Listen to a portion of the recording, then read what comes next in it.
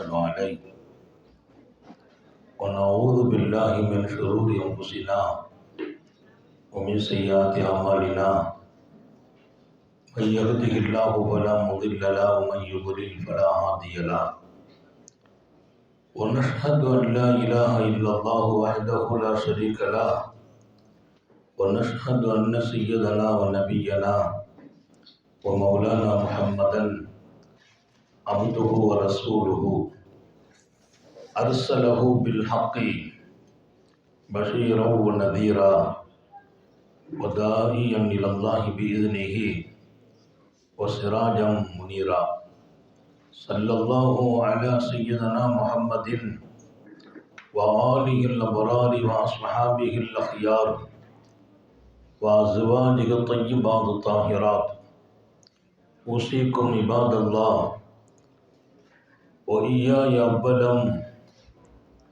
بتقوى الله أما بعد فأعوذ بالله من الشيطان الرجيم بسم الله الرحمن الرحيم وإذا أفضتم من عرفات فاذكروا الله عند المشعر الحرام واذكروه كما هداكم وقال نبي الله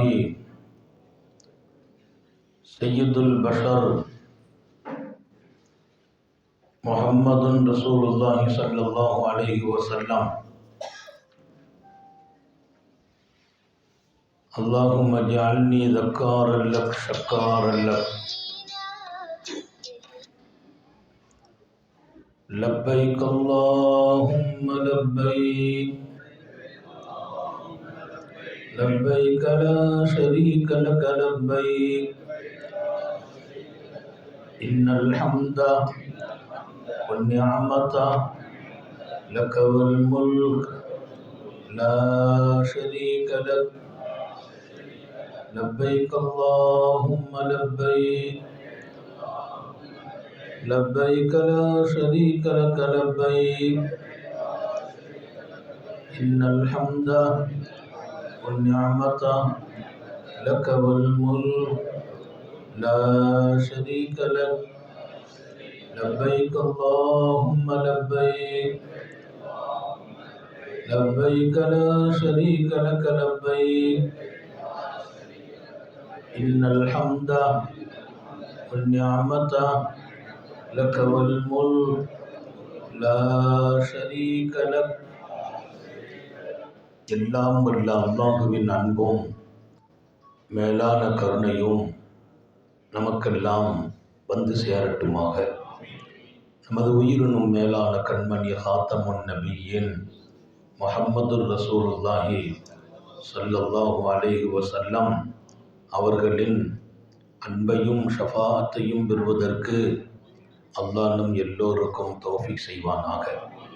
வல்ல ரஹ்மான் நமக்கும் நம்முடைய பெற்றோர் மனைவி மக்கள் குடும்பத்தார் யாவருக்கும் உயிர் உள்ள வரையிலும் உடல் சுகத்தை நசீபாக்கி தருவானாக. மருத்துவமனை கஷ்டம், அதன் சிரமம் செலவுகளிலிருந்து நிரந்தரமான பாதுகாப்பை அல்லாஹ் நம் எல்லோருக்கும் கொடுத்தருள் புரிவானாக. வானம் பூமியினுடைய ஆபத்துகளை விட்டோம், முசீபத்துகளை விட்டோம், கெட்ட முடிவுகளை விட்டோம் நம்மையும் நம் குடும்பத்தையும் பாதுகாத்து அருள் புரிவானாக. அவனுடைய படைப்புகளின் தீங்குகள் அனைத்திலிருந்தும் நம்மையும் நம் சமூகத்தையும் காத்தருள் புரிவானாக. அல்லாஹுவின் மகத்தான பேரருளால் புனிதமான அவனுடைய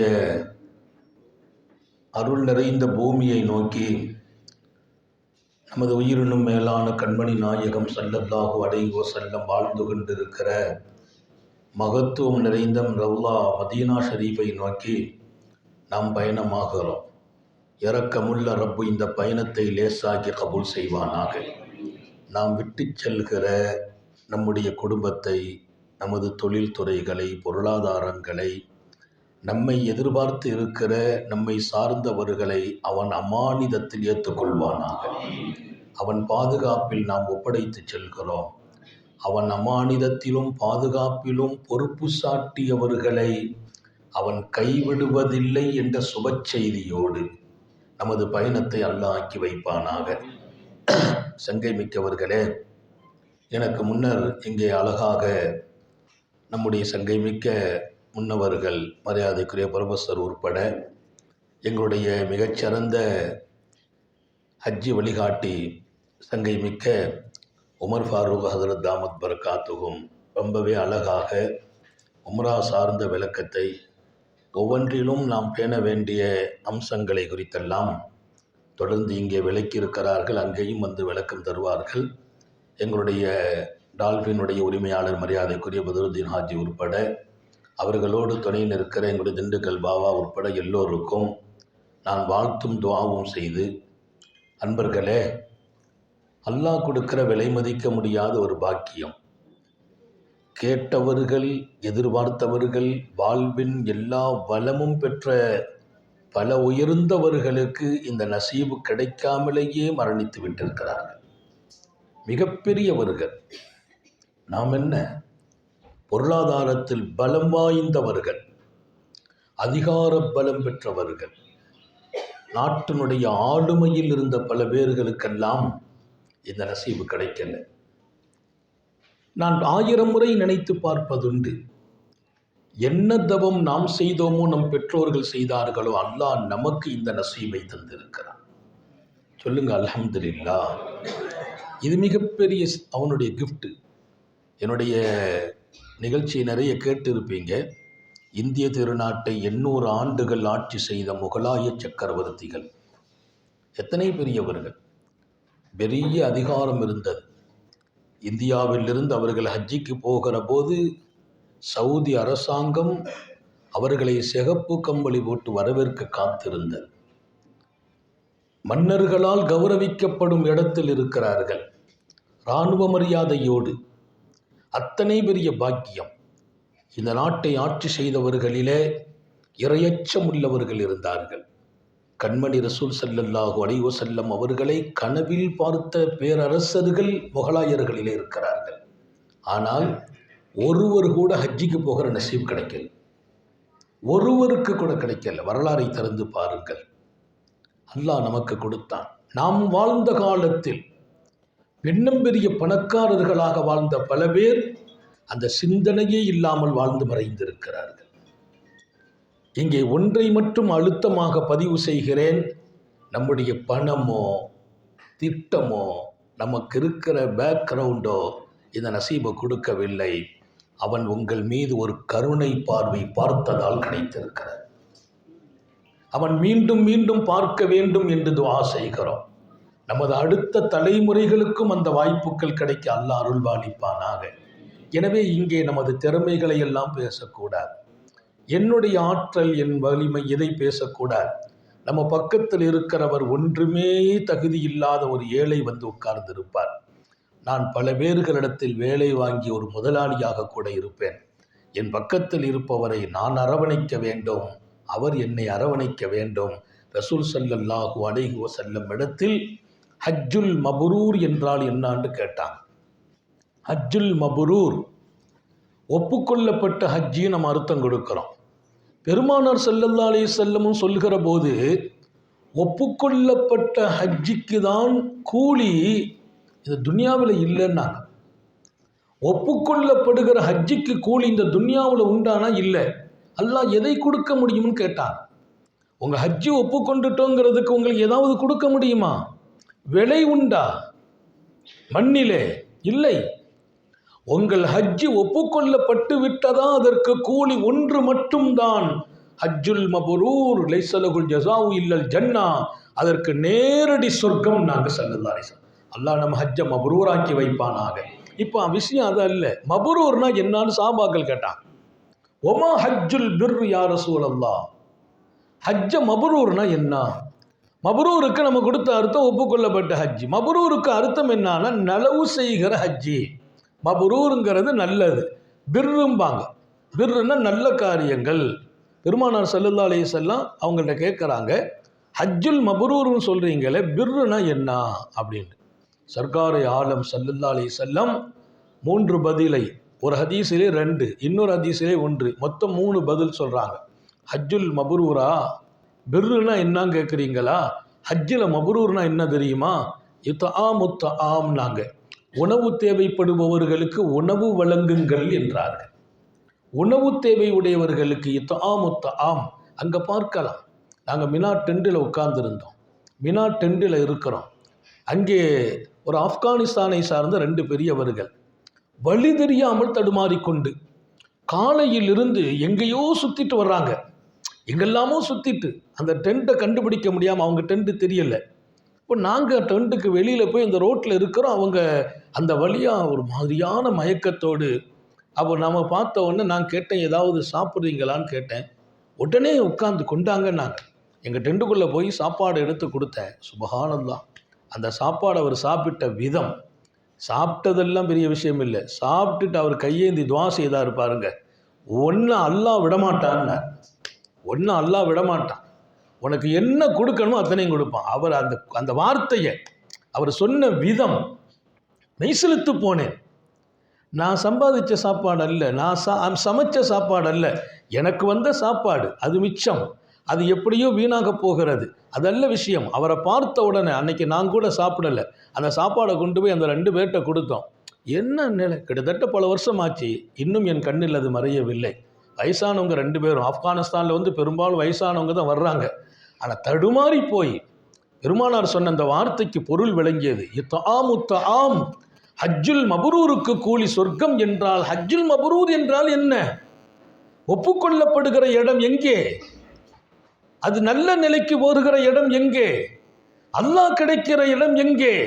அவன் அடியாறுகளை மகிழ்வித்து பாருங்கள், அவன் அடியாறுகளின் முகத்தில் சிரிப்பை வைத்து பாருங்கள், அவன் அடியாறுகளை கண்ணியப்படுத்தி பாருங்கள், அங்கே ரப்பு கிடைப்பான் என்கிறார்கள் சர்க்காரை ஆலம் ஸல்லல்லாஹு அலைஹி வஸல்லம். முஹம்மது ரசூலுல்லாஹ் இத்ஆமுத்ஆம், சாப்பாடு வழங்குங்கள். அப்போ ஹஜ்ஜில் நமக்கு இது ஒரு வாய்ப்பு இருக்கிறது. எப்பமெல்லாம் நிறைய நேரங்களில் நம்ம டிராவல்ஸில் போகிறோம் பாருங்கள், நமக்கு சாப்பாடு பறக்கத்தாக செய்து வச்சுருப்பாங்க. அது எல்லாம் போய் ஒரு குறிப்பிட்ட டயத்தில் மிச்சமாகி மொத்தத்தையும் தட்டுவாங்க, மனசே கேட்காது. நான் அதை தட்டுற நேரம் நைஸாக வெளியில் போயிடுவேன். அதை சொல்கிறது, சில நேரங்களில் எங்கள் பக்கத்தில் இந்த ஹஜ்ஜு கமிட்டியில் வந்தவங்க சில நேரங்களில் சமைக்க முடியாது, அந்த மாதிரி நேரம் அதை டக்குன்னு எடுத்துகிட்டு பேக்கேஜில் போட்டு ஹஜ்ஜார்கிட்ட சொல்லி கொண்டு போய் கொடுத்த நாட்கள் எல்லாம் உண்டு. ஆனால் அவங்க தூரத்தில் இருக்கும்போது அந்த வாய்ப்பு நமக்கு கிடைக்கிறது இல்லை. அருகாமையில் இருந்தால் உங்களுக்கும் சொல்கிறேன், உணவுகள் பெரிய பரக்கத். நமக்கு போக மிச்சம் வருகிற போது, அந்த மிச்சத்தை அவங்க கொட்ட நினைக்கிற போது, வாய்ப்பு கிடைக்கிற போது அது என்ன கொஞ்சம் எடுக்கலாம், யாருக்கு கொடுக்கலாம். இது மாதிரி மினாக்கள், மினாவிலே, அரஃபாத்திலே, முஸ்தலிஃபாவிலே ஹஜ்ஜிங்கிறது ஒரு பெரிய வாழ்க்கை, பெரிய அமல். அந்த ஹஜ்ஜி எப்போ செய்யணும், மினாவில் என்ன, அரஃபாத்தில் என்ன, இதெல்லாம் இன்ஷா அல்லாஹ் அங்கே நீங்கள் போகிற போது விளக்குவேன். இப்போ ஹஜ்ஜிங்கிறது மபரூர், அதற்கு தான் சொர்க்கம்டாங்க ரசூல். மபரூருங்கிறது அல்லாவை அடியார்களில் பாருங்கள் என்றார்கள். அல்லாவை பார்க்க வேண்டிய இடம் அடியார்களின் முகம், அவர்களின் சிரிப்பில், அவர்களின் சந்தோஷத்தில். எனவேதான் ஹஜ்ஜில் 3 கூடாதுன்னு அல்லாஹ் ஹஜ்ஜில் அது 3 முக்கியமாக சொன்னான். ஒலா ஜிதால், ஹஜ்ஜில் சண்டை போட்டு விடாதீர்கள்ங்கிறான் அல்லாஹ். சண்டை போடுறது ஹராம். சண்டை போடுறதுனா என்ன? அஸ்ஸப்பு ஒல் மிராப், பெருமக்கள் எழுதுறாங்க, ஒருத்தரை ஒருத்தர் திட்டுவது, ஒருவரை ஒருவர் தாக்குவது, ஒருவர் மீது ஒருவர் சஞ்சலத்தை உண்டாக்குவது, ஒருவரின் உள்ளத்தை ஒருவர் காயப்படுத்துவது, வார்த்தைகளை கொட்டிவிடக்கூடாது ஹஜ்ஜிலே. அல்லாஹ் திருக்குரானிலே சொன்ன வார்த்தை, ஃபமன் ஹஜ்ஜல் பைத்த ஃபலா ரஃபஸ வலா ஃபுசூக வலா ஜிதால். ஹஜ்ஜை நாடி விட்டீர்கள், ஹஜ்ஜை நியத்து வைத்து விட்டீர்களா, சண்டையிடக்கூடாது. 1000 தடவை சொல்லி தான் கூட்டு போகிறோம். ஆனால் நம்ம இழந்து விடுகிறோம் பொறுமையை. தாய்மார்களுக்கு சொல்கிறேன், ஆழமான இதயத்தில் பதிவு செய்யுங்கள். எத்தனை லட்சம் கொடுத்து போகிறோம், பெரிய விஷயம் அல்ல. தியாகம், வீடு, குடும்பம், மனைவி, மக்கள் எல்லாவற்றையும் விட்டு அல்லாவுக்காக போகிறோம். அல்லாவே கிடைப்பதற்கு காபாவை விட, ஹஜ்ஜை விட இன்னொரு இடம் உண்டா என்று கேட்கிறேன். ரப்பு கிடைப்பதற்கு உலகத்தில் ரப்பை எங்கும் தேடலாம். ரப்பு கிடைக்கிற இடம் புனித ஹரம், புனித ஹஜ். அப்படிப்பட்ட இடத்திலும் நம்முடைய உணர்ச்சியை கொஞ்ச நேரம் கட்டுப்படுத்தாமல் போனதாலே, கொஞ்சம் பொறுமையை கையாளாமல் போனதால், கோபத்திற்கு அடிமைப்பட்டதால், முன்கோபம் என்பதை கட்டுப்படுத்த முடியாமல் நீங்கள் தடுமாறி போனதால் அல்லாஹ்வையே சந்திக்க வேண்டிய இடத்தில் அந்த நசீபை இழக்குகிறோம். கொஞ்சம் கவனம் வையுங்கள். எவ்வளவு சொல்லி கூட்டு போனாலும் அங்கே அந்த கட்டுப்பாடை இழந்துடுறோம். சண்டை எவ்வளோ பெரிய சண்டை, ஒருத்தர் சண்டை போட்டார், போய் நான் பெரும்பாலும் அமைதியாக இருப்பேன். சொன்ன ஹஜ்ஜார் வேண்டாம்னு, அவருக்கு அதை ஜீரணிக்க முடியலை. என்ன ஹசரத்து கட்டுப்படுத்துறீங்க? அவர் பேசின பேச்சுக்கு நீங்கள் எனக்கு என்ன கண்ணியம் கொடுத்தாரோ அது எல்லாத்தையும் விட்டுட்டார். என்ன பேசுகிறீங்க ஹசரத் அப்படின்னா, நான் அமைதியாகிட்டேன். அதான் சுன்னத்து. அவர் புரியலை. இப்போ போதையில் இருக்கிறார் அவர். அதுக்கு பின்னால் நினச்சி வருத்தப்பட்டார், ரொம்ப வருத்தப்பட்டார். ஹசரத் நம்ம சொல்ல கேட்டு கட்டுப்படுத்தி இருக்கணும். அந்த கோபமும் சண்டையும் கிட்டத்தட்ட 3/4 மணி நேரம் நீடிச்சிச்சு. வேறு ஒன்றும் விவகாரம் அல்ல. மினா டெண்டில் சாப்பாடு எடுத்து கொடுக்கும்போது அவரை விட்டுட்டு அடுத்த ஆளுக்கு கொடுத்துட்டார். நடந்தது. எவ்வளோ பெரிய சண்டை! நான் சொன்ன எத்தனை தடவை சொல்லி கூப்பிட்டு வந்தேன். அல்லாவை அடைய வேண்டிய இடத்துல மிஸ் பண்ணிட்டீங்களே என்ன. இன்றைக்கும் அவரை நினச்சி வருத்தப்படுவார். இன்றைக்கும் நாங்கள் நண்பர்களாக இருக்கிறோம். ஹஜ்ஜுக்கு போயிட்டு வந்த பின்னால் புதிய நண்பர்கள் அதிகம். ஹஜ்ஜு நண்பர்கள், ஹஜ்ஜு நட்புங்கிறது சொர்க்க வரைக்கும் தொடரும். அல்லாஹ் நம்ம எல்லாரையும் அப்படி நண்பர்கள் ஆக்கி வைப்பானாக. ஆனால் ஒரே ஒரு விஷயம், கோபத்தை அடக்கிருங்க. நீங்கள் கோபப்படுறமா இருந்தால் நாங்கள் கொஞ்சம் பக்குவமாக வெளியில் நோண்டு போயிடுவோம். நாங்களாம் நோண்டுக்கிடுவோம். நம்ம தெரிஞ்சு போயிடும், இவங்களோட நம்ம போராட முடியாது, கொஞ்சம் விலகி விடுவோம். அது பெரிய ஆபத்தானது. சர்க்காரை ஆலம் ஸல்லல்லாஹு அலைஹி வஸல்லம் அவர்களுக்கு அல்லாஹ் சொன்னான், ஒலா ஜிதால், அங்கே தர்க்கம் கூடாது. தர்க்கம் என்பதற்கு பொருள் எழுதுவாங்க திருக்குர்ஆனின் விளக்கத்தில். சபாப், ஒருவரை ஒருவர் திட்டுதல் கூடாது, ஒருவருக்கு ஒருவர் மோதுதல் கூடாது, ஒருத்தரை ஒருத்தர் பழிவாங்குகிற சொற்களை யூஸ் பண்ணக்கூடாது. எல்லாமே நடந்து போயிருது ஹஜ்ஜில். அது ஹராம் எழுதுறாங்க. ஒரு ஹராமை போய் ஹஜ்ஜில் செய்வதா? ரொம்ப பெரிய கவனம். எனவே காத்தமுன் நபியின் ஸல்லல்லாஹு அலைஹி வஸல்லம் இத்ஆமு தஆம், ஹஜ்ஜு ஒப்புக்கொள்ளப்பட்ட ஹஜ்ஜிக்கு தானே சொர்க்கம் என்கிறீர்கள். ஒப்புக்கொள்ளப்பட்ட ஹஜ்ஜினா அல்லாவே கிடைக்கணும். அல்லாஹ் எங்கே கிடைப்பான்? இத்ஆமு தஆம், உண்ண கொடுங்கள். கிடைக்கிற போது நம்ம போகிறோம், டீ குடிக்க போகிறோம், 2 பேர் கூட வர்றாங்க, நம்ம காசை கொடுக்கணும்னு முந்துறது, போட்டி போடுறது. ஹஜ்ஜில் செலவை கணக்கு பார்க்காதீர்கள். ஹஜ்ஜில் செலவு கணக்கு பார்க்காதீங்க நாங்கள் ஸல்லல்லாஹு அலைஹி வஸல்லம். ஏன்? அங்கே விசாலமாக செலவு செய்யணும். நிறைய ஹாஜிகள் சம்பந்தம் இல்லாமல் செலவு பண்ணுவாங்க. மக்காவில் வந்து கணக்கு பார்க்கறது, ரொம்ப யோசிக்கிறது. 10 ரியால் எடுத்தால் 10ல் டீ, ஒரு டீ எவ்வளோ? 2 ரியால்னா நம்ம ஊர் கணக்கு என்ன? அது பார்க்கவே கூடாது. நம்ம ஊர் கணக்கு பார்த்தீங்க, நீ டீயே குடிக்க மாட்டியா. நம்ம ஊர் கணக்கு பார்த்துக்கிட்டே இருக்கிறது. 5 ரியால் ஒரு டீன்னா, 1 ரியால் 23 ரூபா, 5 அப்போ 130 ரூபாயா டீ வாண்டாம். அங்கே 130 ரூபா குடிச்சு நீ டீ குடிச்சேன்னா 1 ரூபாய்க்கு 1 லட்சம் நன்மை. 130 நம்ம நாட்டினுடைய பணமாக 130 லட்சத்தை கணக்கு பண்ணுங்க. நான் செலவு செய்யணும்னு சொன்னால் கணக்கு பார்த்து செலவு செய்யுங்கள் சொன்ன பாடம் ஒன்று இருக்கிறது. கணக்கே பார்க்காமல் செலவு செய்யுங்கள் சொன்ன பாடம் ஒன்று இருக்கிறது. முஹம்மது ரசூலுல்லாஹ் ஒரு எல்லைக்கு உட்பட்டவர்கள் அல்ல.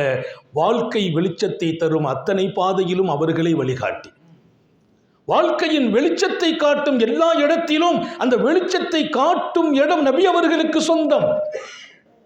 ஹஜ்ஜில் கணக்கு பார்க்கக்கூடாது. விசாலமான செலவு.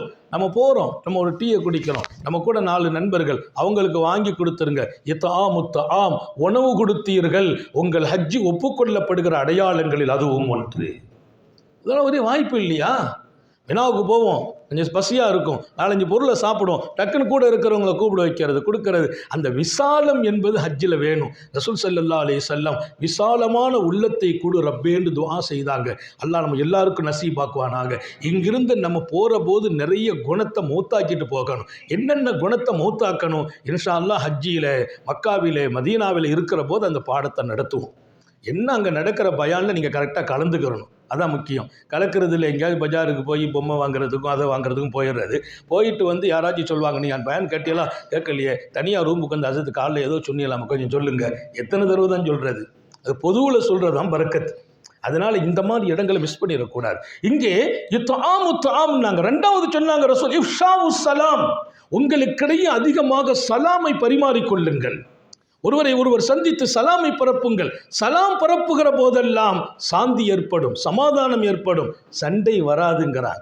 ஒருத்தர் நமக்கு சலாம் அலைக்குண்டா அதில் ஒரு பெரிய அன்பு தழும்புகிறது. ஹாத்தமுன் நபியின் சலாமை அதிகம் பரப்புதல் ஒப்புக்கொள்ளப்பட்ட ஹஜ்ஜின் அடையாளம். ஆனால் ஹஜ்ஜில் அது ரொம்ப குறைவாக இருக்கும், ரொம்ப குறைவு. மினாவில் போகிறோம், எத்தனையோ பேரை பார்ப்போம், அரஃபாத்தில் பார்க்குறோம், சலாம் சொல்கிறதே இல்லை. இவர் வேலையை இவர் பார்த்துட்டு போகிறா, இவருக்கு 1000 கஷ்டம் இருக்கும், இவர் வெயில் தாங்க முடியாமல் சிரமப்படுவார். ஒருத்தர் வந்து என்னங்கன்னு கேட்டால் சலாம் சொல்கிறதுக்கு அங்கே நேரம் இருக்குது, சலாமே சொல்கிறது இல்லை. நாம சில பேரை சந்திச்சு அஜார் கஷ்டமாக இருக்கா, என்ன அசரத்து கஷ்டத்துக்குன்னு விட்டுட்டு கஷ்டமாக இருக்காங்க கேட்கிறோம். என்னமோ நம்ம கொண்டு கஷ்டத்தில் இறக்கி விட்ட மாதிரி இல்லை. சலாம் சொல்லுங்கள். நல்லா பெரும்பாலும் வழியில் போகிறவங்களை பார்த்து அஸ்ஸலாமு அலைக்கும், அந்த ஹாஜி சிரிச்சிட்டே பதில் சொல்வார். பதில் சொல்லிட்டு பக்கத்தில் பேசிட்டு போவார். இந்த கஷ்டத்தில் இந்த சலாம் சொல்லிட்டு அலைகிறானே.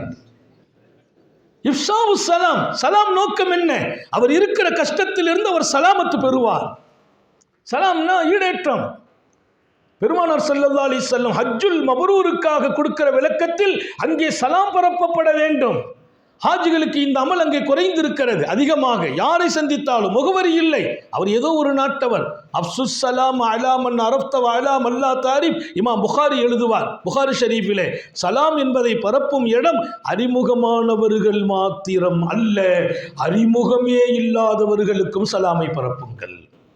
சாந்த நபிகள் ஸல்லல்லாஹு அலைஹி வஸல்லம் முகவரி பார்த்து சொல்லப்படுவதல்ல சலாம் என்ற வணக்கம், அது முகவரி இல்லாதவர்களுக்கும் சொல்லுங்கள். அவர் எந்த ஊரோ எந்த நாடோ அவருக்கும் எனக்கும் எந்த தொடர்பும் இல்லை. சலாம் என்பது அவரையும் என்னையும் தொடர்பு படுத்துகிறது என்றார்கள் ஸல்லல்லாஹு அலைஹி வஸல்லம். சலாம் சொல்லிட்டா சஃப்ல உட்கார்ந்துருந்தோம். நான் ஒரு இந்தோனேஷியாக்காரர், ஹரம் ஷரீஃபில் மக்ரிப் ஜமாத்துக்கு நெருக்கம். அவர் பக்கத்தில் உட்கார்ந்தாரு, நானும் உட்கார்ந்துருந்தேன். டக்குன்னு அஸ்ஸலாமு அலைக்கும், உடனே கையை பிடிச்சிக்கிட்டார். கையை பிடிச்சி குலுக்கி அவர் அரபியில் பேசினார். எந்த ஊர், எந்த எல்லா விஷயத்தையும் சொல்லிட்டு பேச ஆரம்பிச்சிட்டார். நான் சொன்னேன், ஹரமில் உட்காந்து காபா பார்க்கணுன்னு வந்து உட்காந்துருக்கேன், நீ இங்கே உட்காந்து மணிக்கணக்கில் பேசுகிறதுக்கு சலாம் சொல்லியிருக்கேன், துவா செய்யுங்கன்னு. அப்போ அவர் சொன்னார், மகரிப் முடிஞ்சோன்னு பேசணுங்கிறார். எப்படி எனக்கும் அவருக்கும் தொடர்பு? அவர் இன்னும் பேச்சு பாக்கி இருக்குங்கிறார். ஒரு பெரிய விவகாரத்தையும் அவர் சொல்லிட்டு இருக்கார். எங்கே ஏற்பட்டுச்சு இந்த நட்பு? அதுக்கு பின்னால் காபாவில் சந்திக்கும் போதெல்லாம் சலாம் பரிமாறிக்கொள்வோம். கொஞ்சம் ஊருக்கு வாங்கன்னு அவர் கூப்பிடல, அந்தளவுக்கு நெருக்கமானோம். நெருக்கம் எதை வச்சு? அந்த சலாத்தை வச்சு. அவர் யாருன்னு எனக்கு தெரியும், நான் யாருன்னு அவருக்கு தெரியாது. தெளிந்து கொண்டார். நான் ஒரு கல்லூரியில் பிரின்ஸ்பாலாக இருக்கிறேன், என்னுடைய பேச்சில் அவர் விளங்கி கொள்கிறார். அவர் யாருன்னு நான் விளங்கி கொண்டேன். அவர் ஒரு பெரிய முதரிசா. இதையெல்லாம் எங்கே? அந்த ஒரு சலாம் கொடுத்த முகவரி. சர்க்காரை ஆலம் ஸல்லல்லாஹு அலைஹி வஸல்லம் ஹஜ்ஜுல் மப்ரூருக்கு என்ன விளக்கம் என்று கேட்டபோது, ஒப்புக்கொள்ளப்பட்ட ஹஜ்ஜுக்கு கூலி அல்லாஹ்வே கிடைக்கிறான், சுவனம் கிடைக்கிறது. ஒப்புக்கொள்ளப்பட்டது என்றால் என்ன என்று கேட்டதற்கு, மப்ரூர் என்றால் நலவு செய்கிற ஹஜ்ஜி என்று பொருள். என்ன நலவு? நீங்கள் சாப்பாடு கொடுங்கள், அங்கே தேவை நிறைய இருக்கும். இன்னொரு பக்கம் சலாமை பரப்புங்கள். இன்னொரு ஹதீஸில் 3வது பகுதி தய்யிபுல் கலாம், நல்ல இனிமையான மங்களமான மகிழ்ச்சியான இன்பம் தருகிற சொற்களை உங்கள் நாவுகள் பேசட்டும். தையிபுல் கலாம்னு அந்த ஹதீஸில் வருது, தீபுல் கலாம் என்று இருக்குது. நல்ல சொற்கள், யார்கிட்ட பேசினா நல்ல வார்த்தையை பேசான். அங்கே போய் இந்த துர்க்குறிகளான வார்த்தைகளை, சங்கடம் கொடுக்கிற வார்த்தைகளை, இன்னொரு பக்கம் கொஞ்சம் விகாரமான சொற்கள் யூஸ் பண்ணக்கூடாது மக்காவில் இருக்கிற வரைக்கும். சில பேர் என்ன பேசுகிறமோ எல்லாம் பேசிடுறது, குத்தி பேசுறது, காயப்படுத்தி பேசுறது, இளமறை காயா பேசுறது. அதற்குள்ள இடம் அல்ல புனித 2 ஹரமும். குறிப்பாக தாய்மார்களுக்கு சொல்லுகிறேன். அப்போ ஹஜ்ஜுங்கிறது மப்ரூர் ஆகணும். ஹஜ்ஜ மப்ரூருக்கு தான் கூலி, ஹஜ்ஜ மப்ரூருக்கு தான் சொர்க்கம், ஹஜ்ஜ மப்ரூருக்கு தான் ரப்பு. மப்ரூர் என்றால் என்ன என்று கேட்டபோது, மப்ரூர் என்று சொல்லி சொன்ன, அதற்கு தான் கூலின்னு சொன்ன நபி சொன்ன விளக்கம் இது. உன் பேச்சு இனிமையாகட்டும்.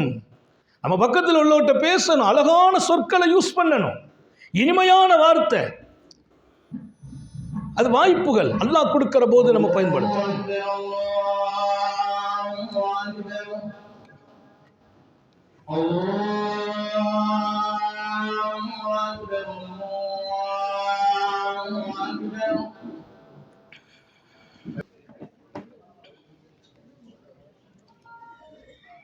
அப்போ சங்கைமிக்க ஹாஜிகள் ஆண்களாகட்டும் பெண்களாகட்டும், நாம் பல பேர்களோடு பழகுவோம், பல நாட்டவர்களோடு. எல்லாரிடத்திலும் நம்முடைய உயர்வான நிலைகள் புறப்பட வேண்டும். ரசூல் ஸல்லல்லாஹு அலைஹி வஸல்லம் ஈமான் என்றால் என்ன என்று கேட்டபோது அதற்கு சொன்ன பதிலில் உண்டு ஹுஸ்னுல் ஹுலுக், நல்ல குணம் உன்னிடத்தில் புறப்பட வேண்டும் என்றார்கள். ஹஜ்ஜு என்பது மூமின்களிடத்தில் தான் நிறைவேறும் என்றார்கள் ஸல்லல்லாஹு அலைஹி வஸல்லம். ஈமானுடையவர்களை கொண்டே ஹஜ்ஜு நிறைவேறும். ஈமானுடையவர்கள் யார்? நல்ல குணமுடையவர்கள் என்று அந்த ஹதீஸ்ல விளக்குறாங்க. நல்ல குணம் என்கிட்ட வெளியாகிற இடம் அந்த இடம். பல பேர்களுடைய சந்திப்புக்கு பின்னால் என்னுடைய குணம்தான் அவர்களுக்கு எனக்கு ஒரு நெருக்கத்தை ஏற்படுத்தும். என் குணத்தை கொண்டு நான் மூமின் ஆகிறேன். என் குணத்தை கொண்டு ஹஜ்ஜை ஒப்புக்கொள்ளப்பட்ட இடத்தில் ஆக்க முடிகிறது. இதெல்லாம் அங்கே நாம் காட்டுவதற்கு இங்கிருந்து நம்ம பழகணும், அதை உண்டாக்கிக்கிறணும். இப்போவுமே கோபம், காலிலிருந்தே 2 ஆஜி சண்டை, சரியான சத்தம். ஹாஜியே வரல, ஹாஜி கூட வந்து ஒரு சத்தம் போடுறாரு. இதெல்லாம் அந்த சத்தத்தை பார்த்து அவருக்கு சத்தம் வந்துடும். வேண்டியதில்லை. ரொம்ப கவனம் எடுங்கள், ரொம்ப கவனம். இந்த விஷயத்தில் நாங்கள் ஒரு தடவை இல்லை 100 தடவை சொல்கிறோம். எங்கள் கடமை நிறைவேறி விட்டதான் நினைக்கல, அதுக்கு பின்னாலேயும் வழிகாட்டுகிறோம். நோக்கம் ஒன்று தான், நாம் இந்த குணத்தை கொண்டு தான் மக்காவை நோக்கி பயணிக்கிறோம். நம்ம மனசில் பல நிலைகள்லாம் இருக்கும், அதையெல்லாம் மாற்றி அமைக்கணும். அன்றைக்கி ஒரு ஆள்கிட்ட சொன்னேன், உங்கள் குணத்தை கொஞ்சம் மாற்றிக்கங்க, அதெல்லாம் அவ்வளோ சீக்கிரமாக மாற்ற முடியாதுங்கிறார்.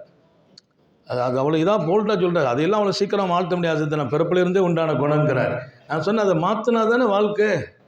அவ வீட்டம்மா அடிக்கடி ஃபோன் பண்ணும், அதில் எங்கள் வீட்டுக்காரருக்கு பள்ளி உங்கள் பயான் ரொம்ப விரும்பி கேட்குறாரு, அவரை கொஞ்சம் சொல்லி வைங்கன்னு. நான் சொன்னேன், நீங்கள் சொல்லியே கேட்கலன்னா நான் சொல்லி என்ன கேட்க போகிறார்? இப்போ நானெல்லாம் நிறைய இடத்துல நிறைய பேர் என்ன சொல்ல வாய்ப்பு இல்லை. என் மனைவி சொன்னால் நான் கேட்டுருவேன். என்ன ஹசரத் இவ்வளோ பலகீனமான ஆளாக இருக்கியோன்னு ரசூல் ஸல்லல்லாஹு சொன்னாங்க. என் மனைவியர்களுக்கு எனக்கும் விவகாரம் வந்தால் என் மனைவி ஜெயிக்க வச்சு அழகு பார்க்க நான் பிரியப்படுவேன், என் தோல்வியை நான் விரும்புவேன். நான் அல்லாஹ் நமக்கு தௌபீக் செய்வானா? சொல்லுங்களேன், சத்தமாமின்னு சொல்லுங்களேன். அது ஹஜ்ஜிக்கு போகிறதோட இந்த வேலையுமா பார்க்கணும்னு கேட்கக்கூடாது. என் தோல்வியின் நோக்கம் அதுவல்ல, என் பலகீனம் அல்ல அது. மாறாக என் உயர்ந்த குணத்தை தீர்மானிப்பது. நீ நல்லவன் என்று உன் மனைவிதான் சாட்சி சொல்ல வேண்டும். நான் நல்லவன்கிற சாட்சி சொல்ல வேண்டிய இடம் என் மனைவி இடத்தில் என்கிறார்கள் நபிகள் நாயகம். உன் மனைவி உன்னை நல்லவன் என்பானா, அல்லாஹ் உன்னை நல்லவனாக அங்கீகரிப்பான். அப்படி ஒரு கணவனாக நாம் வாழ வேண்டும் என்பதும் சாந்த நபிகளின் வாக்கு. இதெல்லாம் ஹஜ்ஜிங்கிறது நம்மளை மாற்றி அமைக்கணும். ஹஜ்ஜிக்கு போயிட்டு வந்தால் நம்ம வீட்டுக்காரங்க சொல்லணும், அதில் எங்கள் கணவர் இப்போதான் ஹஜ்ஜிங்கிறது மனுஷனை மாற்றும்னா அதுக்கு சாட்சி எங்கள் வீடே போதும்னு சொல்லணும். அந்த ஒரு வாழ்க்கை. அதே போல் உங்களுக்கும் நான் சொல்கிறேன், உயர்ந்த குணங்கள் உங்களிடத்தில் புறப்படட்டும். உங்களுக்குன்னு சில வேகதாவம்லாம் இருக்கும், அதையெல்லாம் அங்கே மறைத்தும் இல்லாமலும் ஆக்க வேண்டும். ஹஜ்ஜிக்கு போகிறோம், இது அல்லாவும் கிடைக்க வேண்டிய இடம். ஹஜ்ஜில் இன்னொரு பக்கம் சொர்க்கம் கிடைக்க வேண்டும், உத்தம நபியின் திருப்தி கிடைக்க வேண்டும். அதற்கு என்னவெல்லாம் செய்ய முடியும் அதில் நாம் ஈடுபட வேண்டும். நான் அடுத்த பட்டத்தில் சீக்கிரமாக முடிச்சிருவோம். ஹஜ்ஜை பற்றி நிறைய விளக்கணும், அங்கே அதை விளக்கணும். 5 நாள் ஹஜ்ஜுங்கிறது. 5 நாள் துல் ஹஜ்ஜி பிறை 8, 9, 10, 11, 12 நாம் இருக்கும் நிலை வந்தால் 13. இந்த 5 நாள். 8ஆம் நாள் மினாவுக்கு போவோம், 7ஆம் நாள் தயாராகிறோம்.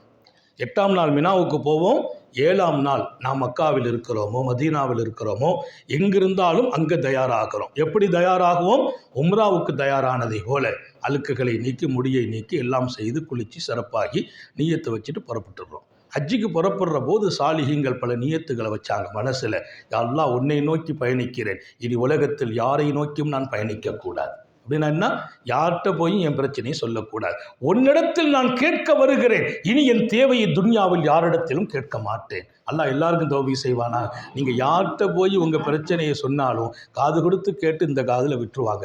அல்லாஹ்ட்ட சொன்னால் உங்கள் பிரச்சனையை தீர்க்காமல் அவன் விடுறது இல்லைன்னு சொன்னாங்க நபிகள் நாயகம் ஸல்லல்லாஹு. இன்னைக்கு வேணும்னா நீ கேட்டது கிடைக்காம இருக்கலாம், அல்லாஹ் நாளைக்கு அதை கொடுத்துருவான், அல்லது இதுக்கு பகரமாக இன்னொன்று கொடுத்துருவான், அல்லது நீ கேட்டதற்கு சேமிப்பாக உயர்ந்த பதவியை சுவனத்திலாவது கொடுத்து விடுவான்னாங்க. அப்போ நான் கேட்டது மிஸ் ஆகுவதே இல்லை, கேட்டது மறுக்கப்படுவதும் இல்லை. அவனுக்கு பேர் சமீ உன் கரீபு என்கிறான். நான் கேட்டுக்கொண்டிருப்பவன், உன் பக்கத்திலும் இருக்கிறேன். இன்னொரு பேர் முஜீப், உன் கேள்விக்கு பதில் சொல்பவனும் நானே என்கிறான். அவன் கேட்பவன், இன்னொரு பக்கம் நெருக்கமாக இருப்பவன், இன்னொரு பக்கம் பதில் அளிப்பவன். இந்த 3 சிஃபத்து துன்யாவில் யார்கிட்ட இருக்குது?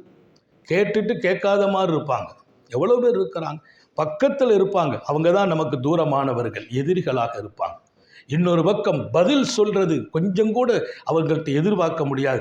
என்ன நமது கஷ்டத்தை சொன்னாலும் அந்த கேள்வி நல்ல கேட்குற மாதிரி கேட்டுட்டு அதுக்கு பின்னால் எந்த ரெஸ்பான்ஸும் இருக்காது. அல்லாஹ் முஜீப், அல்லாஹ் கரீப், அல்லாஹ் சமீ. அவன் சொன்னதை கேட்பான், அருகாமையில் இருக்கிறான், அதற்கு பதிலும் சொல்வான். இது அவன் கொடுத்த வாக்கு. குர்ஆனிலே கொடுக்கிறான். நீங்கள் கேட்டால் உதுஊனி அஸ்தஜிபு லக்கும், எங்கிட்ட கேளு நான் பதில் சொல்வேன்னு சொன்னான். அவன் சொன்னால் லா யுஹ்லிஃபுல் மிஆதுன்னு அடுத்த வேற ஆயத்தில் சொல்கிறான், கொடுத்த வாக்கை நான் மீறுகிறவன் அல்ல. ஹஜ்ஜுக்கு போகிற போது நான் வைக்கிற முதல் எண்ணம், என் ரப்பை நோக்கி பயணிக்கிறேன், அவனிடத்திலேயே கேட்கிறேன், இன்ஷா அல்லாஹ் ரப்பே, உலகத்தில் யாரிடத்திலும் என் தேவையை சொல்லாமலும் யாரிடத்திலும் என் தேவைக்காக நான் ஏறி விடாமலும் நின்று விடாமலும் கையேந்தி விடாமலும் என்னை பாதுகாப்பாயாக. இப்போ நான் தெளிவாக சொல்கிறேன், என் ஹயாத்தில் எனக்கு தெரிந்து ஒரு 15 வயசுக்கு மேல் இதுவரையிலும் அல்லாஹ்வை தவிர யாரிடத்திலும் என் எந்த தேவையும் கேட்டதில்லை. எந்த தேவையும் அல்லாஹ்வை முன்னிறுத்தி பேசுகிறோம். என் வாழ்க்கையில் எந்த காலத்திலும் அல்லாஹ் என்னை கைவிட்டதில்லை. வெளிச்சமாக்கினான், பிரகாசமாக்கினான், எல்லா தேவையையும் வருகிற போதெல்லாம் நிறைவேற்றினான். அவனுக்கு தெரியும் இவன் என்னை தவிர யார்ட்டையும் கேட்க மாட்டான். அப்படி தெரிந்த ரப்பு கைவிடுவானா? விடமாட்டான். சாட்சி நானே. எத்தனை காலம் தேவை வந்த போதெல்லாம் உடனுக்குடன் கொடுத்தான். காரணம் அவனுக்கு தெரியும் வேற ஆட்ட கேட்கறது இல்லை, யார்ட்டையும் கேட்கறது இல்லை. நிறைய பேர் சொல்லுவாங்க அசரத்துக்கு என்ன, அவள் கையில் அவ இருக்கா இவ இருக்கா, எவ இருக்கிறாள் அவள்கிட்ட போய் கேட்டால் சொல்லுவா அசரத்தா. மனுஷன் ஒரு வார்த்தை சொன்னதே இல்லையே. எத்தனையோ பெரிய மனிதர்களின் கையின் கீழ் அல்லாஹ் கொடுத்தான். எந்த பெரிய மனிதர்களும் இன்னும் என்னை விட்டும் தூரமாகவில்லை. என் துஆவை வேண்டி அவர்கள் நிற்கிறார்கள். காரணம் அவங்களுக்கு தெரியும் இவர் நம்மகிட்ட தேவையாக மாட்டார். உலகத்தில் தேவையானீங்கன்னா கொஞ்சம் கொஞ்சமாக விலகி போயிடுவாங்க. உயிருக்கு உயிரானவர்களும் விலகுவார்கள் அவங்க பக்கம் நம்ம தேவையானால். உடன் பிறந்தவர்களும் திரும்ப திரும்ப அவங்கள்ட்ட போய் தேவையை கேட்டால் அவர்களும் அண்ணனை போல் காட்சி அளிக்க மாட்டார்கள், கொஞ்சம் முகத்தை சுளித்துக் கொள்வார்கள். கேளுங்கள் ரப்பிடத்தில். ஹஜ்ஜுக்கு போகிற போது சாலிஹீங்களும் சாலிக்கீங்களும் அல்லாஹ் உன்னை நோக்கி வருகிறேன், உன்னிடத்திலேயே கேட்கிறேன், இனி துன்யாவில் இன்னொருத்தர் வாசலில் போய் என் தேவையை சொல்லும் நிலையில் என்னை நிறுத்தாமல் பாதுகாப்பாயாக. அல்லாஹ் நம்ம எல்லாரையும் பாதுகாப்பானாக. அல்லாமா இப்னுல் அரபி ரஹ்மத்துல்லாஹி அலைஹி நான் ஹஜ்ஜுக்கு போகிறேன்னு ஒருத்தர் பயணம் சொன்ன போது அவங்க படித்து கொடுத்த பாடம் நிறைய வருது. ஷைத்தானுக்கு போய் கல்லடித்தேன்னு சொன்னாங்க. அவங்க கேட்டாங்க ஷைத்தானுக்கு கல்லடிச்சா? அடித்த என்ன சொன்னாய்?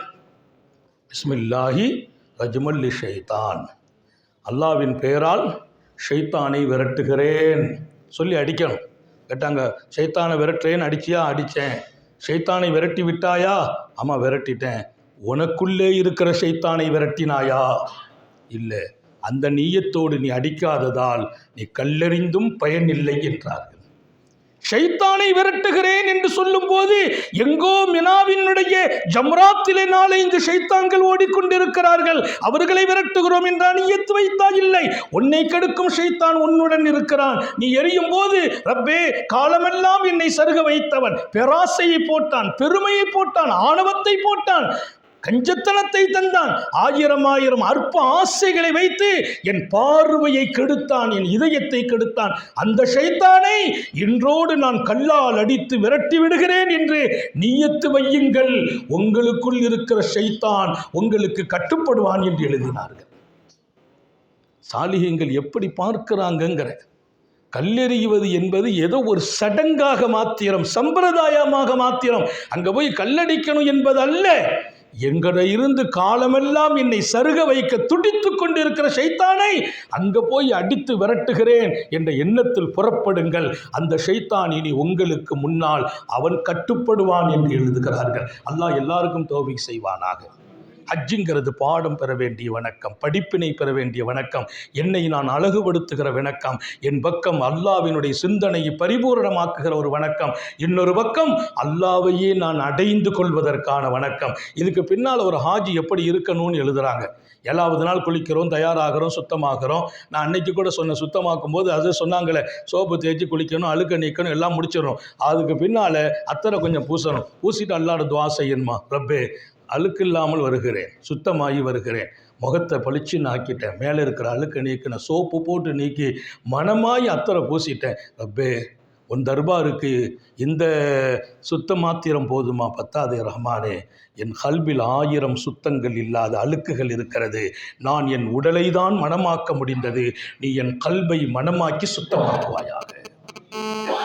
அங்கே இருக்கிறது காமங்கள், பொறாமைகள், இச்சைகள், ஆயிரம் ஆயிரம் தீய சக்திகள், என்னை இத்தனை நாளும் வழிகெடுத்த குணங்கள், அவைகளையெல்லாம் ரப்பே நான் அழகாக்கினாதான் அங்கே எனக்கு கிடைக்கும், அன்பு கிடைக்கும், அருள் கிடைக்கும், தொடர்பு கிடைக்கும்.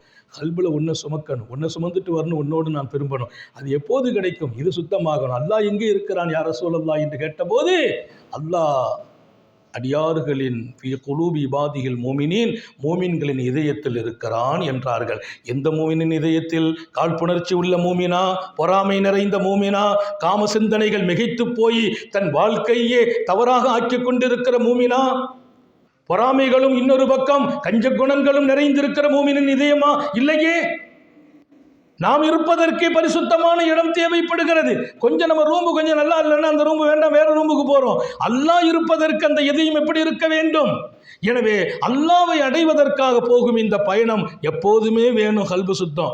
இப்போ அதை குளிச்சுட்டு துவா செய்யுங்கிறாங்க. எப்போ சோப்பை போட்டுட்டு அழுக்க நீக்கிட்டு அத்தரை பூசிட்டு அல்லாஹ் எல்லாம் சுத்தம் முடியும். இந்த சுத்தம் என் கையில் இருந்துச்சு, கல்பு சுத்தம் உன்னை சார்ந்து கொடுத்துருதப்பே, உன்னை அடைய வருகிறேன், என் கல்பையும் சுத்தமாக்குவாயாக, அல்லாஹ் தௌஃபீக் செய்வானாக. 8ஆம் நாள் மினாவுடைய காலையில் டென்ட்டில் கொண்டு இறக்கிடுவாங்க.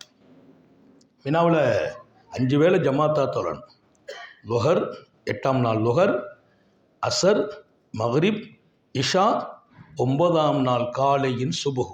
நபி ஸல்லல்லாஹு அலைஹி வஸல்லம் இந்த 5 வக்தையும் மினாவில் தொழுதாங்க. 9ஆம் நாள் காலையில் சுபுஹ் சில நேரங்கள் நம்ம தொழ வாய்ப்பு இல்லை. ஏன்னா அரஃபாத்தில் டிராஃபிக் பிரச்சனை, அது இது வாகனம் முந்திய வந்துடுது. அதனால் நம்ம ராத்திரி இஷாவுக்கு மேலே கூப்பிட்டு போயிடுவாங்க. அல்ஹம்துலில்லாஹ் 9ஆம் நாள் நம்ம அரஃபாத்தில் இருப்போம். அப்போ மினாவில் அரஃபாத்தில் குறிப்பாக ரொம்ப ரொம்ப பேண வேண்டிய 3 அமல். தொழுகையை ஜமாத்தில் மிஸ் பண்ணிடாதீங்க. அந்த ஜமாத்தோடு தொழணும்.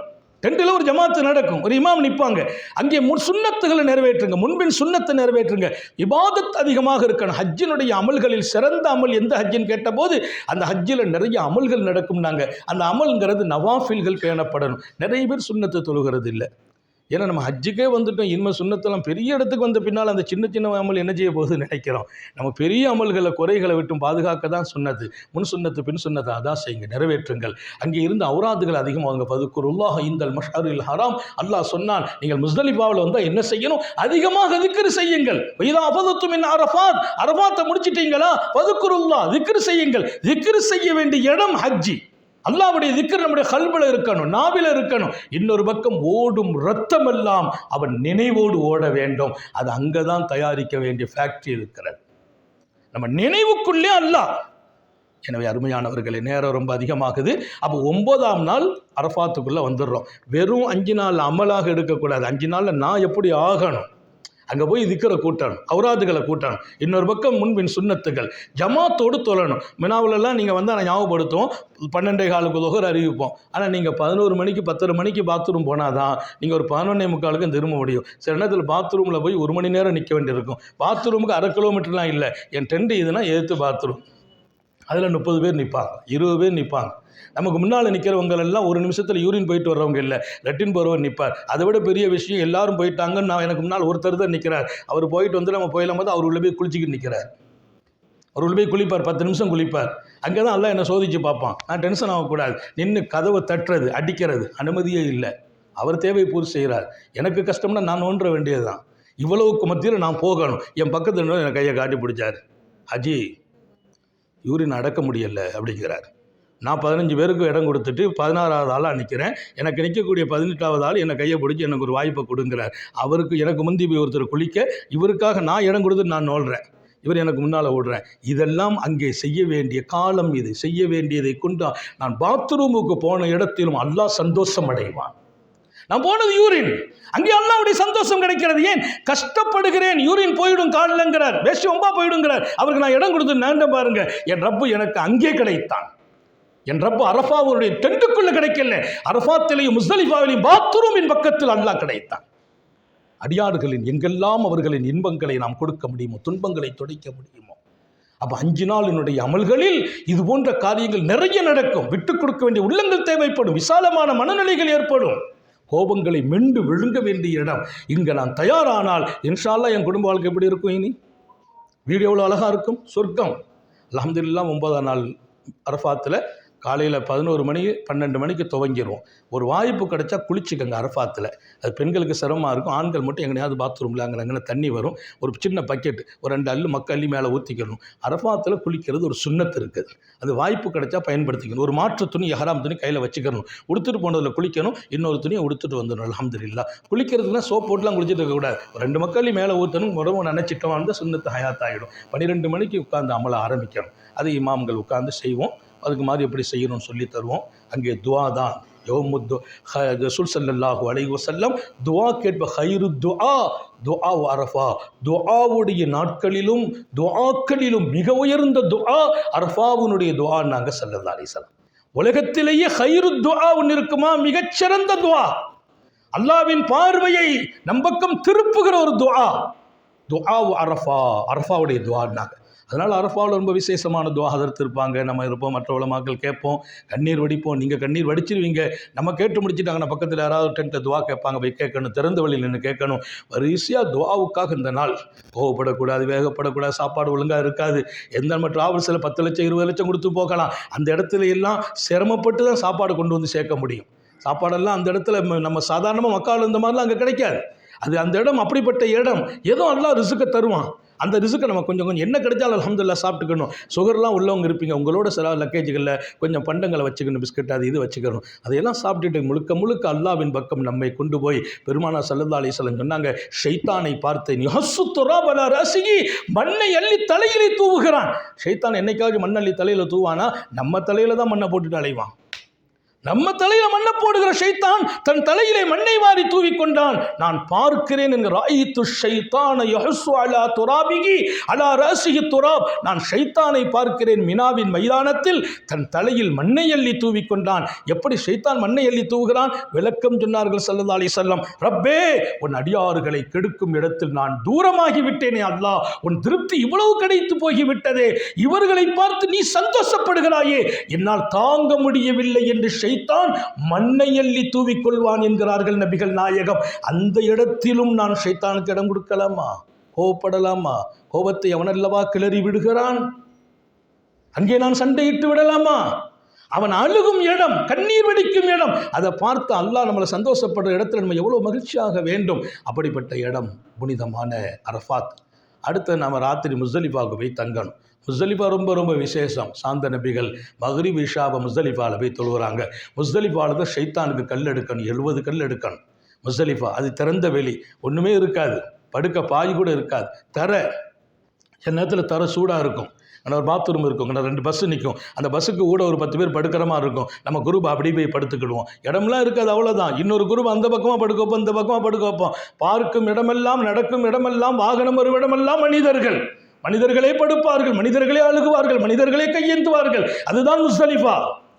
லைலத்துல் கத்ரை விட விசேஷமான ஒரு இரவு இந்த துன்யாவில் இருக்குதுன்னா அது முஸ்தலிஃபாவின் அந்த இரவுன்னாங்க. அதில் கொஞ்சம் நேரம் தூங்கணும், கொஞ்சம் நேரம் கண்ணீர் வடிக்கணும், கொஞ்சம் நேரம் திக்ரு செய்யணும், மக்ரிப் இஷா ஜம்மு செய்யணும். என்ன திக்ரு அங்கே வந்து சொல்லித்தரோம் இன்ஷா அல்லாஹ். இவ்வளவு உயர்ந்த இடம் முஸ்தலிஃபா. அந்த ராத்திரி அங்கே கழிக்கிறோம். பகலில் எஞ்சி தஹஜ்ஜத்தை தொழுதுட்டு சுபுவை தொழுதுட்டு அங்கேருந்து புறப்பட்டு 10ஆம் நாள், இந்த 9ஆம் நாள் தான் ஹாஜிகளுக்கு பெருநாள்னு எழுதுகிறாங்க. ஹாஜிகளுக்கு பெருநாள் எது? அரஃபாவுடைய நாள். யௌமுல் அரஃபா யௌமுல் ஈத். அரஃபாவுடைய நாள் நம்முடைய பெருநாள். ஏன்? அல்லாஹ் சந்தோஷமாகிற நாள். நாம் அல்லாஹ்ட்ட நம்ம குற்றங்களை பூரா களைஞ்சிட்டு அன்று பிறந்தவர்களாக நான் மாறுவதும் மாற்றப்படுவதும் அந்த நாள். 10ஆவது நாள் பெருநாள் உலகம் பூரா கொண்டாடும். ஒரு ஹாஜி அன்னைக்கு தான் அங்கே போய் ஷைத்தானு கல்லடிக்கணும், தலைமுடி இறக்கணும், காபாவுக்கு தவாப் செய்ய வரணும், குர்பானி கொடுக்கணும், எல்லா வேலையும் நமக்கு அன்னைக்கு இருக்கும். எல்லாத்தையும் முடிச்சுட்டு குளிச்சுட்டு ஒரு பெருநாளுடைய பரக்கத்துக்கு ஒரு ட்ரெஸ்ஸு புதுசாக அன்னைக்கு எஹராமை களைஞ்சிட்டு உடுத்துவோம்.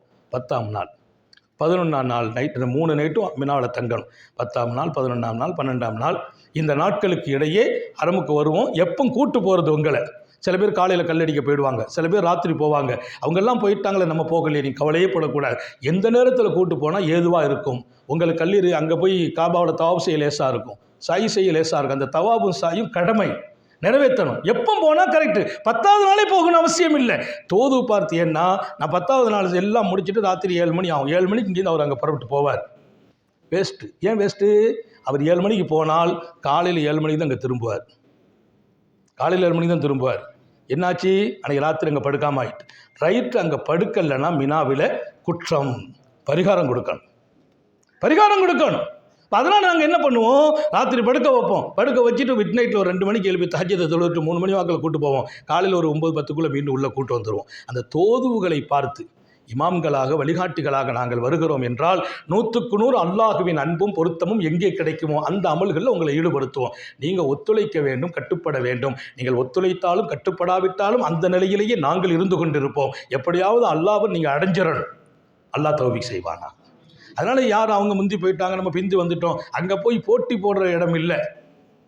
அவங்க வந்து சொல்லுவாங்க, நீ இன்னும் மக்காவுக்கு போகலையா, நாங்கள் நேற்றே போய் செய்துட்டு வந்துட்டோமே, ராத்திரி எங்கே தங்குனியோ, ராத்திரி பஸ்ஸில் இருந்தோம் பாரு. எங்கள் பஸ்ஸில் இருந்து மக்காவிலே பஸ்ஸில் உட்காந்துருக்கார். அதெல்லாம் நம்ம அடுத்தவங்களுடைய பேச்சை கேட்டு வந்து பேசக்கூடாது. உடனே ஓடி வந்துடுறார், அதில் பார்த்தீங்களா அவங்க அன்னைக்கு கூட்டி போயிட்டு வந்துட்டாங்க, நம்ம அவங்களுக்கு விளக்கம் சொல்லி குறைப்பட்டு இருக்கக்கூடாது. எனவே சொல்வோம், என்ன ஹஸரத் சொல்லியிருக்காங்க, என்னென்ன நாங்கள் செய்கிறோமோ உங்களின் நலன் ஒரு பக்கம் கவனம், இன்னொரு பக்கம் அல்லாஹ்வின் பொருத்தம் உங்கள் மீது கிடைக்க வேண்டும். இன்ஷா அல்லாஹ் 11-12 2 நாள் கல்லடிப்போம், இரவு அங்கே தங்குவோம். இன்ஷா அல்லாஹ் அதற்கு பின்னால் ஹஜ்ஜை முழுமையாக்கி நாம் முடித்து வீருக்கு திரும்புகிறோம். அடுத்தடுத்த காரியங்கள் இந்த ஹஜ்ஜுக்கு இடையே நாம் உண்டாக்கி கொள்ள வேண்டிய உயர்ந்த காரியங்களில் அல்லாமா இப்னுல் அரபி சொன்னார், நான் ஜம்சமை கொடுக்கும்போது 2 நியத்து வச்சு குடிச்சேங்கிறார். இப்னுல் அரபி என்ன நீ அவங்க பெரிய சூஃபி ஞானி, என்ன நீயத்? நான் தண்ணியை குடிக்கும்போது சொல்வேன், அல்லாஹ் என்னுடைய இல்மும் ஈமானும் அதிகமாக வேண்டும் சொல்வேன், என் இல்மும் ஈமானும் அதிகமாகணும். அல்லாஹ் கொடுத்தான் அவ்வளவு கல்வியை கொடுத்தான். ஃபுதூஹாத்துல் மக்கியான்னு ஒரு கிதாப் எழுதியிருக்கிறாங்க அல்லாமா இப்னுல் அரபி. அந்த கிதாபை படிக்கிறதுக்கு நான் ஒரு 10 வருஷம் காலேஜில் போய் படிக்கிறேன். அந்த கிதாபை படிக்கிறதுக்கு அவ்வளவு இல்மை கொட்டி இருக்கிறாங்க.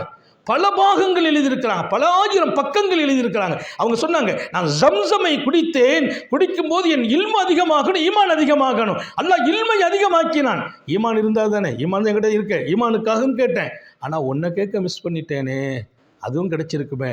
என்ன வாப்பான்னு கேட்டாங்க, அமல் அதிகமாகணும்னு கேட்காம விட்டுட்டேன்னாங்க.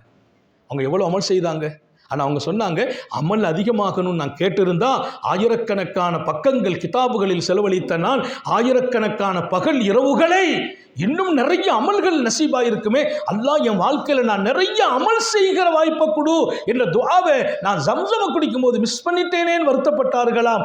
அமலின் களஞ்சியமாக இருந்த அல்லாமா இப்னுல் அரபி உயர்ந்த இடத்தில் வாழ்ந்தவர்களும் அந்த இடத்துல சின்ன சின்ன குற்றங்கள் நடந்துவிடக்கூடாதுங்கிறது எவ்வளோ கவனம் வைக்கிறாங்க. எனவே ஜம்சம் நாட்டத்தை எல்லாம் கொடுக்குற இடம். நல்ல நியத்துகளை ஜம்சம் குடிக்கும் போது வையுங்க, அல்லாஹ் எல்லாத்தையும் கையில் கொடுத்துருவான் இன்ஷா அல்லாஹ்.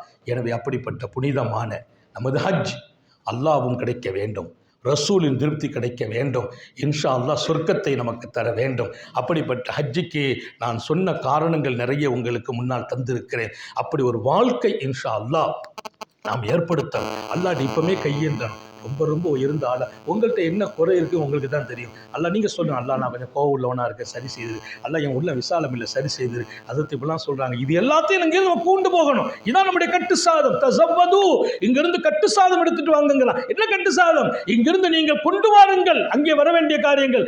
இன்ன கைர ஜாது தக்வா, நீங்கள் கொண்டு வருகிற சாதங்களில் தயாரிப்புகளை கொண்டு வாருங்கள். பெட்டியை கட்டுறது, லக்கேஜில் பொருள் வைக்கிறது, சாப்பாடு வைக்கிறது, துணி வைக்கிறது, அதல்ல.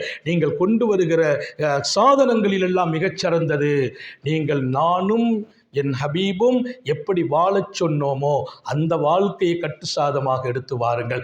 எதை வேண்டாம் என்றோமோ அதை விடுவதை கட்டு சாதமாக எடுத்து வாருங்கள். இது தக்வாவின் பயணம். தக்வா என்றால் நான் சொன்னதை எடுத்து வாருங்கள், நான் விடச் சொன்னதை விட்டு வாருங்கள். அல்லாஹ் எல்லாருக்கும் தௌஃபீக் செய்வானாக, நம்முடைய ஹயாத்தில் பரக்க செய்வானாக, சுகத்தில் பரக்க செய்வானாக, ஈமானிலும் நமது வாழ்விலும் பரக்க செய்வானாக. நாம் பெற்ற பிள்ளைகளை கண் குளிர்ச்சியாக்கி வைப்பானாக. நமது பிள்ளைகளின் இல்மிலே, ஈமானிலே, அமலிலே, ரிசுக்கிலே பரக்க செய்வானாக. நம்ம குடும்பம் அவன் அமானிதத்தில் விட்டு செல்கிறோம், பாதுகாப்பானாக. இன்ஷா அல்லாஹ் ஹாஜியார் சில விளக்கம் கொடுப்பாங்க. அதுக்கு பின்னால் இங்கே துஆ ஓதி இந்த மஜ்லிஸ் கலையும். இந்த நேரத்தில் நம்ம கேட்குற துஆவுக்கு நிறைய பவர் இருக்குது. ஹஜ்ஜை பற்றி, உம்ராவை பற்றி பேசிட்டு நபியினுடைய மிகப்பெரிய காரியங்களில் அவங்களுடைய அன்பில் திளைத்து இருக்கிறோம். ஒரு உயர்ந்த உணர்வோடு இருக்கிறோம். இனி இந்த உலக கலப்புகள் வந்து குறைச்சிருங்க. இந்த ஆசைகள், சிந்தனைகள், அது இது எல்லாத்தையும் விட்டுறணும். முழுக்க முழுக்க தவஜ்ஜுஹ் இலல்லாஹ், அல்லாஹ்வை முன்னோக்கும் ஒரு வாழ்க்கை இது. அது இங்கிருந்தே நம்ம இடத்தில் புறப்படட்டும். நீண்ட நெடிய நாட்கள் நோய் நொடிகள் இல்லாமல் உடல் ஆரோக்கியத்தோடு, மனநிறைவோடு, இன்பத்தோடு அல்லாஹுவை நின்று வணங்கி வழிபட்டு வாழும் நசீபையும் பாக்கியத்தையும் எல்லாம் அல்ல அல்லாஹ் உங்களுக்கும் எனக்கும், நம்மை ஈன்றெடுத்த தாய் தந்தையர்களுக்கும், நமது மனைவி, மக்கள், உற்றார் உறவினர் யாவருக்கும் கொடுத்தருள் புரிவானாக. ஹயாத்தை கொடுக்கும் காலம் வரையிலும் படுக்கையில் விழுந்து விடாமல் பாதுகாப்பானாக, முடங்கி விடாமல் பாதுகாப்பானாக. கைகால் ஆரோக்கியம் இல்லாதவங்க, நடக்க சிரமமானவங்க, கருணை உள்ள ரப்பே உன் கருணையால் தவாஃபில் நிறைய நடக்க சக்தி வழங்குவாயாக, அந்த வலியை இல்லாமல் ஆக்குவாயாக. மூட்டு வலி, முழங்கால் வலி இதெல்லாம் ரப்பே நீ கொடுத்தது. அந்த இடத்துல நிறைய நாங்கள் அமல் செய்யணும், ஓடணும், தவாஃப் செய்யணும், சை செய்யணும். அதற்கு பலத்தையும் நீ நசீபாக்குவாயாக. இதயத்தில் துடிப்பும் ஆர்வமும் இருக்கிறது, அப்படிப்பட்டவர்களின் கைவிட மாட்டாய் ரஹ்மானை வழங்குவாயாக. நமது உயிரினும் மேலான கண்மணி காத்தமுன் நபியின் சர்க்காரை ஆலம் சுந்தர நபிகள் ஸல்லல்லாஹு அலைஹி வஸல்லம் அவர்களை கனவிலும் நனவிலும் கண்டுகளிக்கும் பெரும் பாக்கியத்தை அல்லாஹ் நம் எல்லோருக்கும் கொடுத்தருள் புரிவானாக என்ற நல்ல துஆக்களோடு உங்கள் எல்லோருடைய துஆவை ஆதரவைத்து, குறிப்பாக உலமாக்களின் உயிரோட்டமான துஆவை, ஹாஜிகளின் பாக்கியமான துஆவை ஆதரவைத்து என் வார்த்தைகளை நிறைவுபடுத்துகிறேன். இங்கே நம்முடைய டால்ஃபின் ஹஜ்ஜி சொசைட்டியின் உரிமையாளர் மரியாதைக்குரிய பதுருதீன் ஹாஜி அவர்கள் நம்ம கூட இருப்பாங்க. ரொம்ப அமைதியானவங்க, ரொம்ப எதுலேயும் கோவமெல்லாம் பட மாட்டாங்க, அமைதியாக இருப்பாங்க. என்ன காரியமும் நம்ம சொன்னால் மாற்றுறாங்க. ராத்திரி ஒரு சாப்பாடு கொஞ்சம் மாற்றி அமைச்சிருவாங்க. என்ன சின்ன சின்ன அசௌகரியங்கள் அதை சரி செய்துக்கலாம். அதுக்காக நம்ம வேகப்படலாம் கூடாது. என்ன செய்யணும் அதை நீங்கள் எங்கள்கிட்ட சொல்லுங்கள். ஹதரத் இருக்கிறாங்க, உமரை பாருங்க ஹதரத், எதனாலும் சொன்னால் சரி செய்துக்கலாம். அந்த விஷயத்தை சரி செய்கிற வழி இருக்க. நம்ம வாட்டில் சத்தம் போட்டுட்டோம்னா கூட 2 பேர் சத்தம் போடுவாங்க. அதனால் என்ன ஒன்றும் ஆக போகிறது இல்லை. நம்ம ஹஜ்ஜில் பலகீனம் ஏற்படுது, அந்த இடத்தினுடைய கண்ணியம் குறையுது. அதை நம்ம காரணமாகி விடக்கூடாது என்று ரொம்ப ரொம்ப ஆழமாக அழுத்தமாக சொல்லி, விசாலமானவர்களே நம்மோடு இருக்கிறார்கள். இங்கே வரக்கூடியவங்க யாரும் குறுகிய உள்ளமுடையவர்கள் அல்ல, விரிந்த உள்ளமுடையவர்கள். அந்த உள்ளத்தை அல்லாஹ் நம் எல்லோருக்கும் தந்துதான் தாயகம் திருப்ப வேண்டும். அல்லாஹ் தௌஃபீக் செய்வானாக என்ற உயர்ந்த துஆவோடு என் வார்த்தைகளை நிறைவுபடுத்துகிறேன். வாஹிரு தஅவானா அல்ஹம்துலில்லாஹி ரப்பில் ஆலமீன். அஸ்ஸலாமு அலைக்கும் வரஹ்மத்துல்லாஹி வபரகாத்துஹு.